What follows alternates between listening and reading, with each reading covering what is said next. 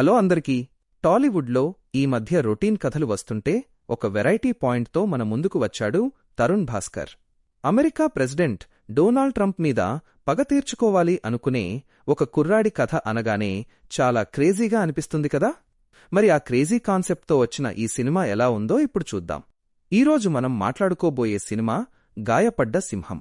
Kashyap Srinivas direct చేసిన ఈ సినిమాలో తరుణ్ భాస్కర్, శ్రీవిష్ణు, జె.డి. చక్రవర్తి, ఫరియా అబ్దుల్లా, మానస చౌదరి, శుభలేఖ సుధాకర్ తదితరులు ముఖ్య పాత్రలు పోషించారు. ఈ రోజే మే 1న ఈ సినిమా థియేటర్లలోకి వచ్చింది. ఈ cinema genre crazy comedy drama. కథ విషయానికి వస్తే దరహాస్ తరుణ్ భాస్కర్ మరియు యూట్యూబర్ శాలిని, ఫరియా అబ్దుల్లా పెళ్లిచూపుల్లో కలుసుకుని పెళ్లి చేసుకోవాలి అనుకుంటారు. కాని శాలిని వాళ్ల నాన్న ఐజీ విజయకాంత్, శుభలేఖ సుధాకర్కి దరహాస్ గురించి ముందే తెలుసు అని శాలినికి అర్థమవుతుంది. అప్పుడు విజయకాంత్ దరహాస్ గతం గురించి, అతనికి గ్యాంగ్స్టర్ బ్రూటల్ ధర్మ, జె.డి. చక్రవర్తితో ఉన్న సంబంధం గురించి చెప్తాడు. అసలు దరహాస్ గతం ఏంటి, అమెరికా ప్రెసిడెంట్తో అతనికి ఉన్న గొడవ ఏంటి అన్నదే మిగతా కథ. నటీనటుల గురించి చెప్పాలంటే దరహాస్ పాత్రలో తరుణ్ భాస్కర్ చాలా బాగా నటించాడు. తనదైన కామెడీ టైమింగ్తో కొన్ని చోట్ల బాగా నవ్వించాడు. డైరెక్టర్ కశ్యప్ శ్రీనివాస్ హీరో, ఫ్రెండ్గా ఫుల్ లెంత్ రోల్లో మెప్పించాడు. శ్రీవిష్ణు పాత్ర మొదట్లో బాగానే అనిపించినా చివర్లో సరిగ్గా ముగించలేదు. జె.డి. చక్రవర్తి లాంటి సీనియర్ నటుణ్ణి కూడా దర్శకుడు పూర్తిగా వాడుకోలేదు.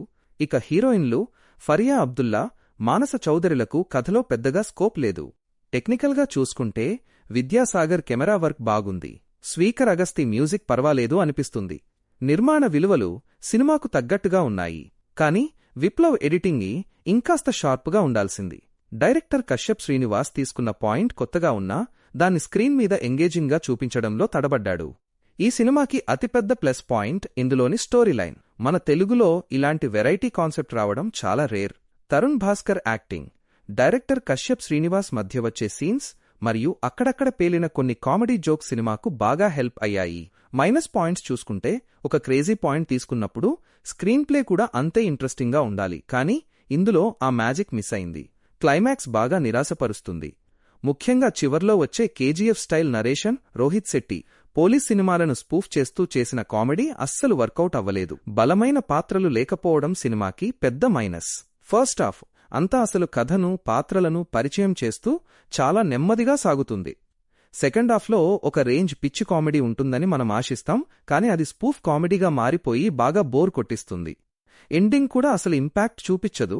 ఫైనల్గా చెప్పాలంటే గాయపడ్డ సింహం ఒక ఇంట్రెస్టింగ్ ఐడియాతో మొదలై ఎగ్జిక్యూషన్లో ఫెయిల్ అయిన సినిమా. కేవలం తరుణ్ భాస్కర్ నటన కోసం, ఒక డిఫరెంట్ కాన్సెప్ట్ కోసం ఎలాంటి అంచనాలు లేకుండా వెళితే థియేటర్లలో ఒకసారి చూడొచ్చు. కానీ కంప్లీట్ ఎంటర్టైన్మెంట్ ఆశించి వెళితే మాత్రం నిరాశపడతారు. ఖచ్చితంగా థియేటర్లలో చూడాల్సిన సినిమా అయితే కాదు, ఓటీటీ వరకు హ్యాపీగా వెయిట్ చేయొచ్చు. ఈ రివ్యూ మీకు నచ్చితే వెంటనే వీడియోని లైక్ చేయండి, మీ ఫ్రెండ్స్కి షేర్ చేయండి. ఇలాంటి మరిన్ని జెన్యూన్ రివ్యూల కోసం మన ఛానల్ని సబ్స్క్రైబ్ చేసుకోండి. మళ్ళీ కలుద్దాం.